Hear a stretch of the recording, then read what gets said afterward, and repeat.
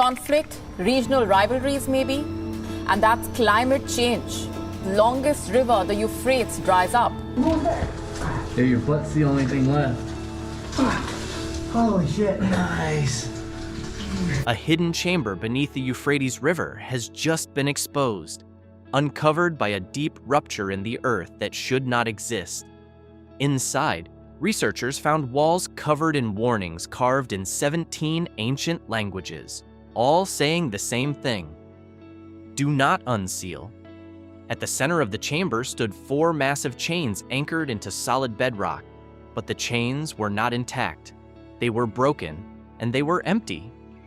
Since that moment, the region has changed. Tremors, sightings, unexplained disturbances. Jesus warned that when this begins, people would not recognize what they are looking at. The chains, the metal, and what the breaks revealed. The Euphrates River has been shrinking for years. Satellites confirmed it. Governments monitored it. Scientists logged it. But nobody understood what the river was actually uncovering as it pulled back. Then, a geological team was called in. They had been tracking the recession for months, and something in the riverbed readings was not adding up. The ground beneath the receding water was behaving strangely. Pressure readings were off.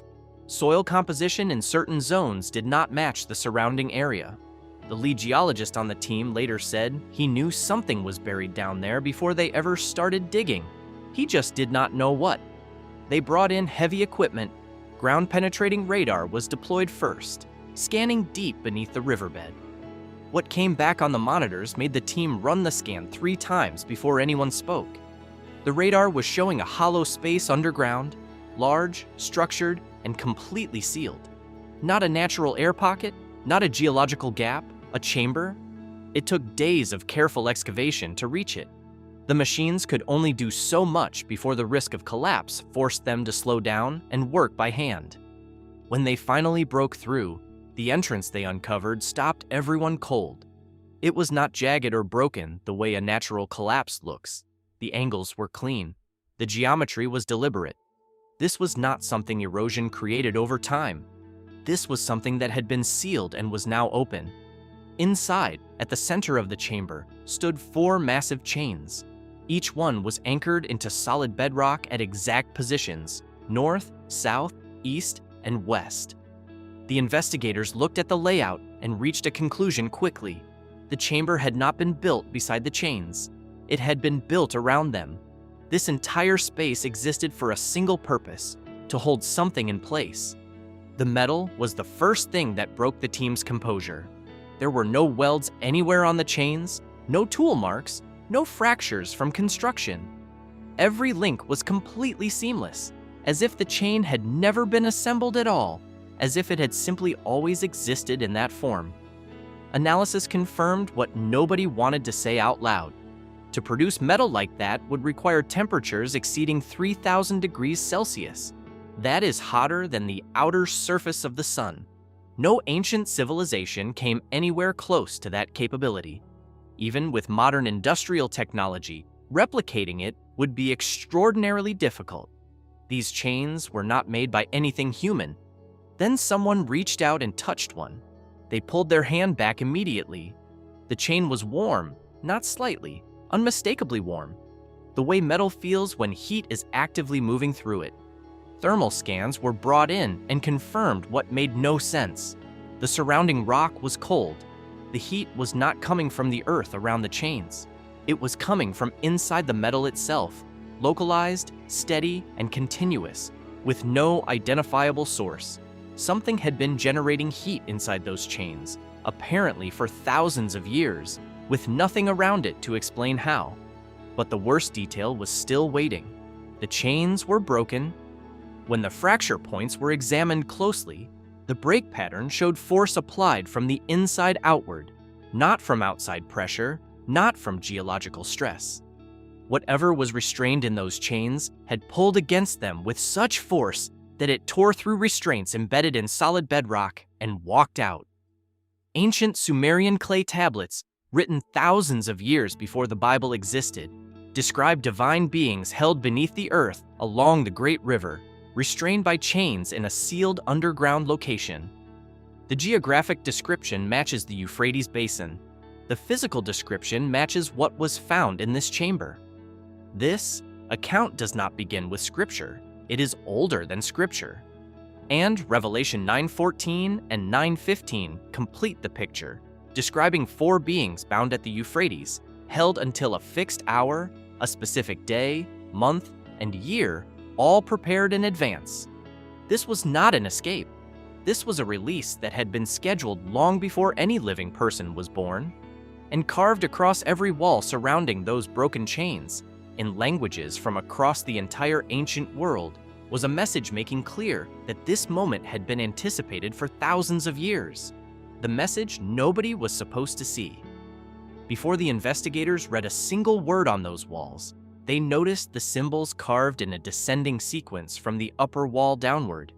Each symbol was slightly different from the one before it. Archaeologists studied the pattern carefully and confirmed it was not decorative. It was not religious art.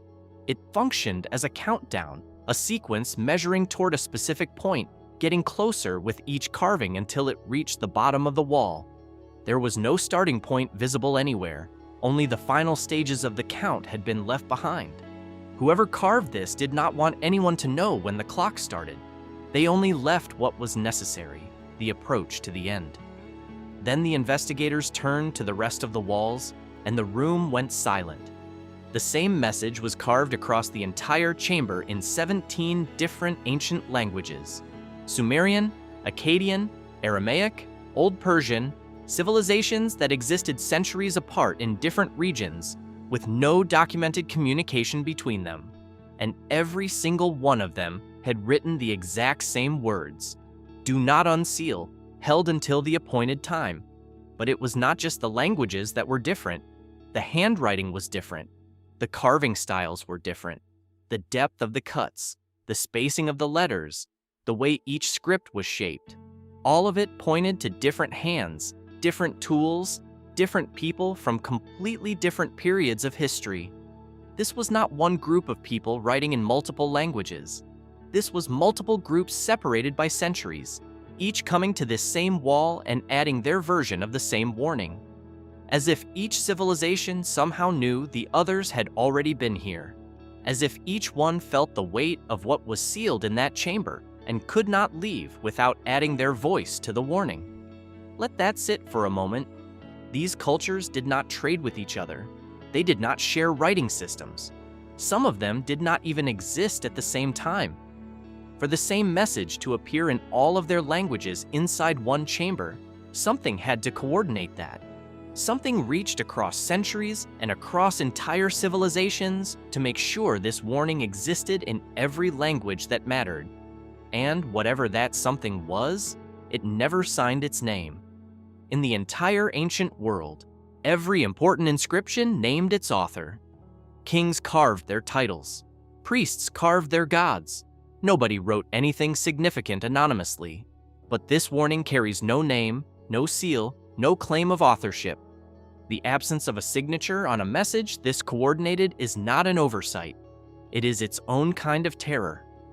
The Book of Enoch, a text so significant it is directly quoted in the New Testament book of Jude, gives this specific context. It describes the binding of beings called the Watchers, a class of powerful non-human entities imprisoned by divine order.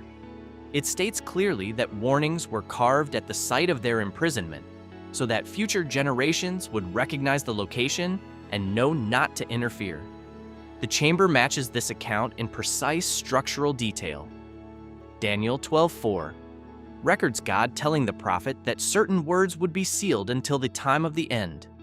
Revelation 5:1 describes a scroll that cannot be opened until the appointed moment. The pattern runs through the entire Bible. Some things were not lost to history. They were deliberately preserved, hidden, and locked until a specific point in time when they were always meant to be found. That point has now arrived. The countdown reached its end. The chamber was opened. The warning was read, and by the internal logic of the inscription itself, the appointed time is no longer approaching. It is here. The civilizations who carved these walls never lived to see what they were warning against. They wrote anyway, in every language they could reach. 4. People they would never meet. That level of urgency across that many cultures should have been enough to make anyone stop. But the chamber was opened, and the moment investigators stepped past the threshold, the space inside made clear that something already knew they were there. The chamber environment. The moment investigators crossed into the inner chamber, something changed. Not gradually, immediately. The temperature dropped so fast that breath became visible within seconds. Frost began forming along the edges of the stone walls. The team checked the readings from the deeper rocks surrounding the chamber and found nothing. No cooling, no temperature drop, no explanation. The cold existed only inside that specific space, sharp at its edges, as though something was actively maintaining it, as though the chamber was being kept cold on purpose. Then the air started behaving strangely. Oxygen levels fluctuated in ways that sealed cave systems simply do not produce. Chemical compounds appeared in atmospheric readings that have no business existing in an enclosed underground space. These were not byproducts of rock chemistry or geological decay. Decomposition leaves chemical traces. Respiration leaves chemical traces. Every biological process leaves a signature in the air around it. If those compounds were present in a chamber sealed for thousands of years, something had been producing them. Something had been breathing in there. Team members began feeling it before the instruments confirmed anything. Vertigo arrived first, then a slowing of thought, a heaviness in the limbs, and a persistent sense of pressure against the chest. Even though pressure readings showed nothing unusual, their bodies were responding to something that the equipment was not built to measure. Here is where science adds something disturbing rather than explaining it away. Infrasound is sound that exists below the range of human hearing. Studies have shown that specific infrasonic frequencies, particularly those around 18 to 19 hertz, cause feelings of intense dread, the physical sensation of a presence standing nearby, visual disturbances, nausea, and disorientation. The effects the team experienced inside that chamber match infrasound exposure precisely. That does not make the situation less frightening.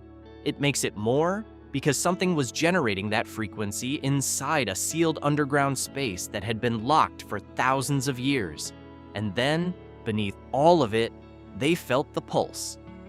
Instruments detected a rhythmic vibration rising from beneath the chamber floor. It was not seismic. It was not mechanical interference from equipment.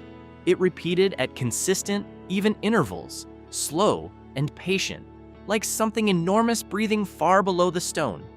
It did not speed up. It did not slow down. It simply continued, steady and deliberate, completely indifferent to the presence of the team above it. Every anomaly in that chamber operated within defined boundaries.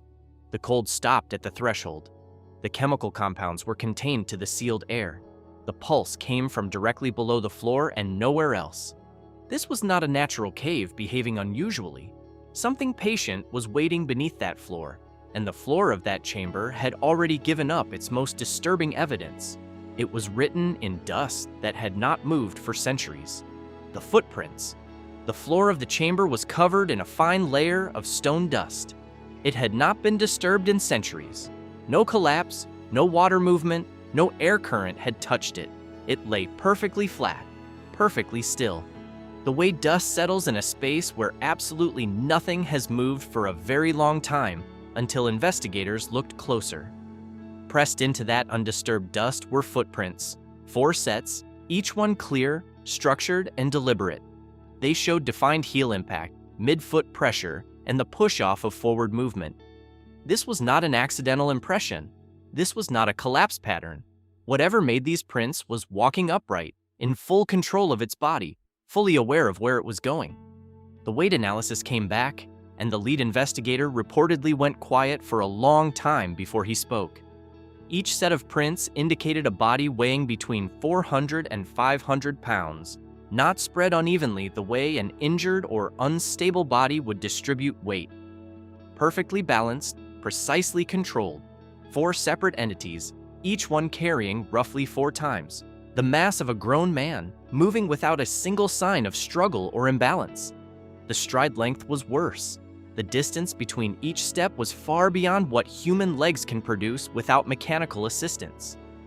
Biomechanical modeling indicated that the limbs responsible for these prints were significantly longer and structurally stronger than anything in the known human range. There was no dragging, no hesitation, no indication of adjustment to an unfamiliar environment. These bodies moved as if the space around them offered no resistance at all. The dust itself told a part of the story that the footprints alone could not. Instead of compressing inward beneath each step the way soft material normally does, the particles were displaced outward in every direction from the point of impact.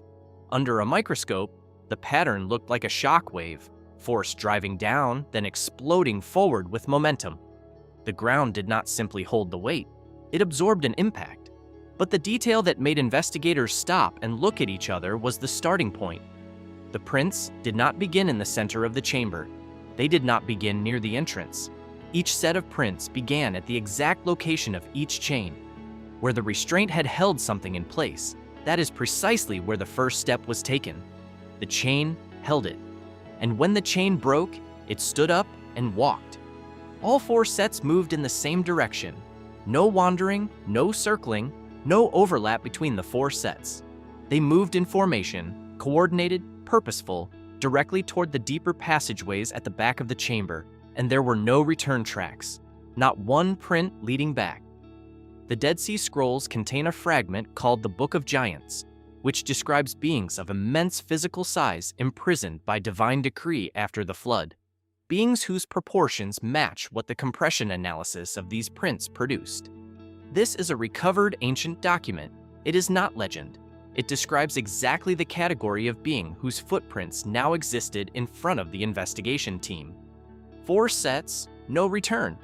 Moving deeper into a cave system that geological surveys confirm connects to an extensive underground network.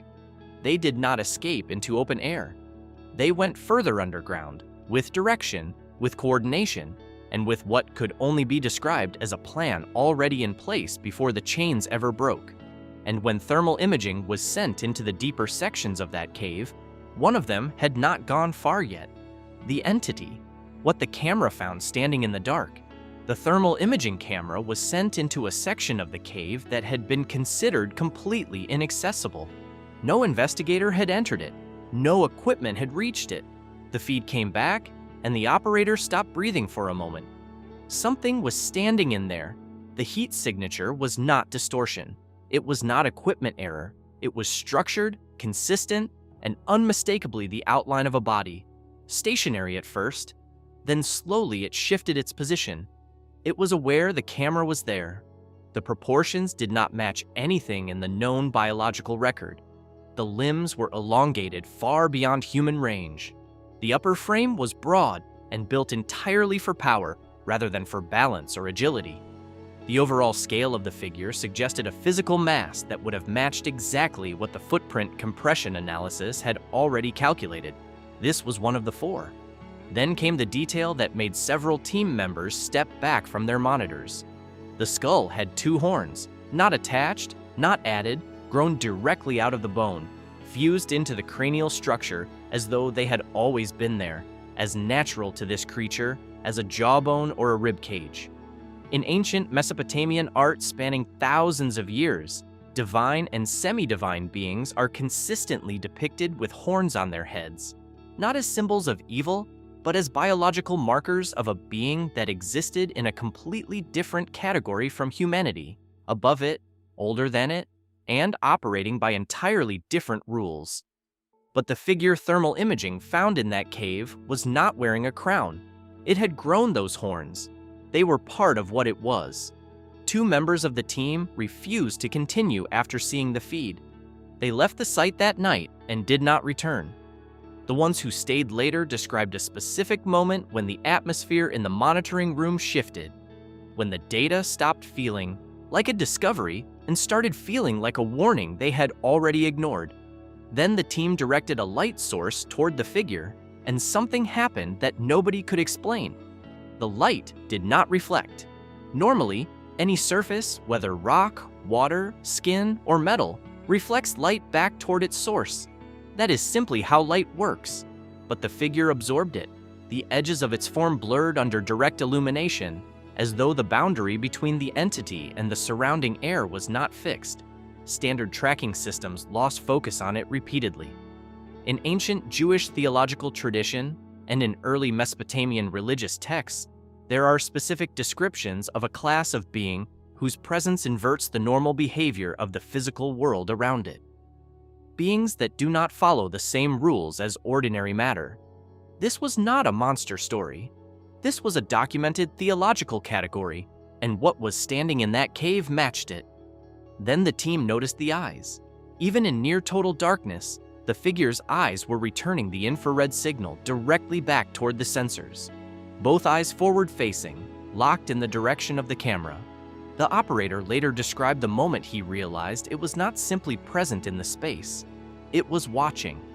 It had been watching from the moment the camera entered. It knew exactly where the sensor was, and it had not moved. Not because it was unaware, but because it was choosing not to. The audio equipment recorded something next, a low vocalization from the figure's position. It did not travel through the cave the way sound normally moves in an enclosed stone space. It pressed. Team members monitoring the feed remotely at reduced volume reported tightness in their chests, nausea, and a disorientation that arrived without warning. The sound was below the threshold of human hearing. Nobody heard it. Everybody felt it.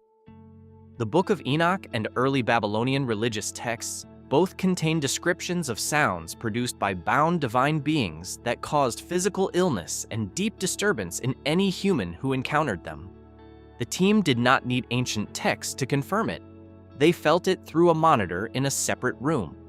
When the light was increased to its highest setting, the figure moved, not in panic, not with any sign of fear.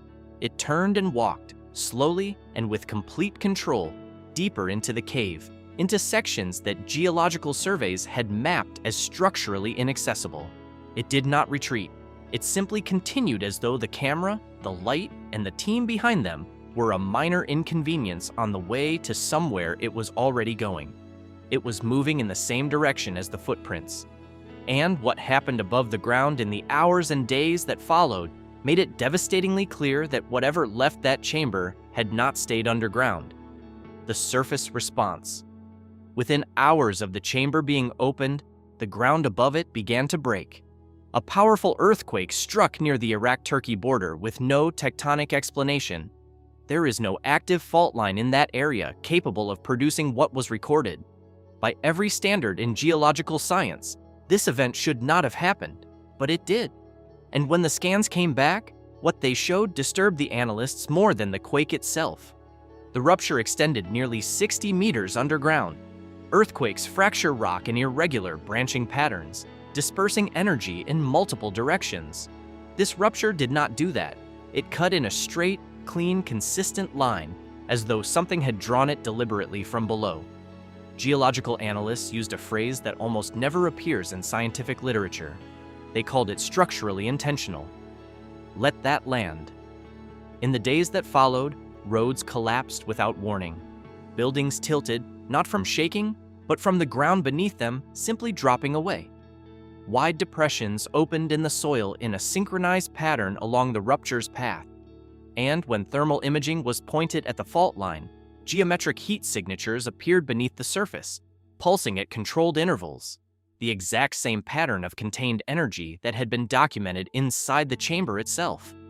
Above ground, storm systems formed across Turkey, Syria, and Iraq with no meteorological warning. Rivers rose faster than rainfall totals could explain, pressing outward into cities as if driven by pressure from below. Electronic systems near the anomaly zones failed without identifiable cause. Communication dropped, navigation malfunctioned, power fluctuated in areas where infrastructure was physically undamaged. The specific failure profile matches what military and intelligence agencies have documented in classified assessments of unexplained aerial phenomena. What was disrupting electronics on the ground and what people were seeing in the sky were not two separate events. Multiple witnesses in different towns with no contact with each other reported the same internal experience at the same time. A sudden heaviness, a collapse of clear thinking, a dread with no visible source. Something was affecting human perception directly, not through anything the senses could identify. The animals registered it before any instrument did. Dogs refused to leave shelter. Night insects vanished from entire regions. Livestock stopped moving.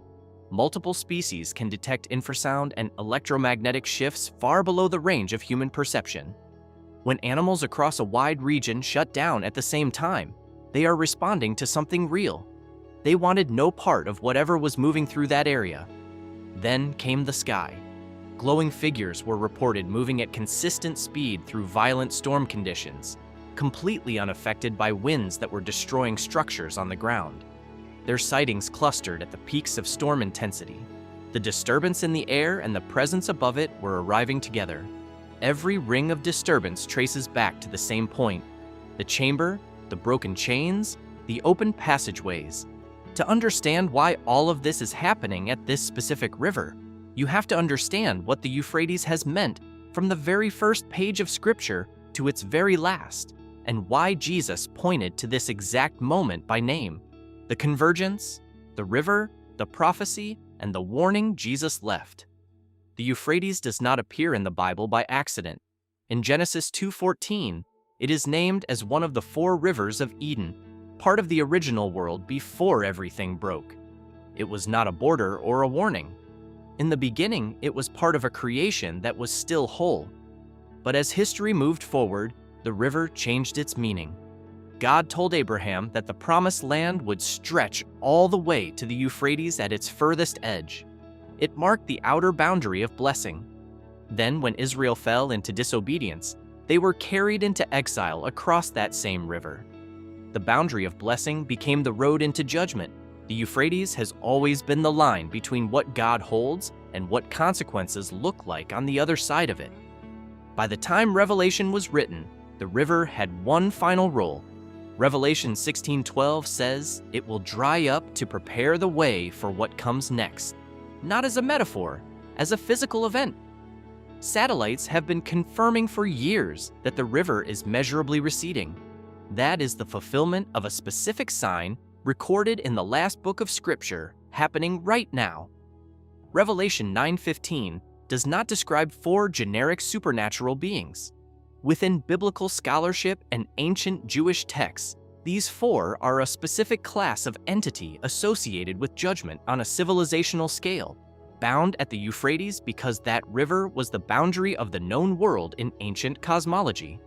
Their binding was the sealing of that boundary. Their release is its removal. What is happening at the Euphrates is not a local event. It is the oldest boundary in recorded human history being taken down. Jesus was asked directly what the signs of his return would look like. His answer is in Luke 21. Nations in distress, the sea roaring, people collapsing from fear at what is coming upon the world. And then he said this: the powers of the heavens will be shaken. Throughout Scripture, the word powers refers to a specific class of supernatural beings, the exact class whose binding at the Euphrates Revelation 9 documents. Their release is the shaking Jesus described. He named it, he warned about it. Matthew 24:33 records him saying that when you see all these things together, you will know it is near. Not one sign, all of them, a rupture with impossible geometry, chains nothing human could have made, warnings in 17 languages from civilizations that never communicated, an entity on thermal imaging that absorbed light and watched back, synchronized dread across entire populations. A river Scripture said would dry up, drying up. These are not separate curiosities. They are the all these things Jesus named arriving together. The pattern before a threshold is crossed in Scripture is never sudden chaos. It is quiet convergence.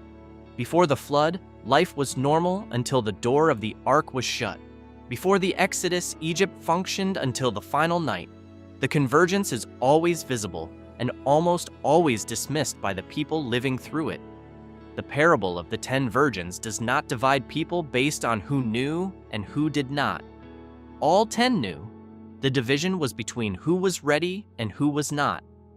What has been uncovered beneath the Euphrates in the ground, in the sky, and inside the experience of people across the region is not new information for anyone who has read these words carefully. It is the arrival of what was always written. The only question Jesus left open was the one he asked himself. When the Son of Man comes, will he find faith on the earth? That question is not rhetorical. It is directed at every person watching this right now.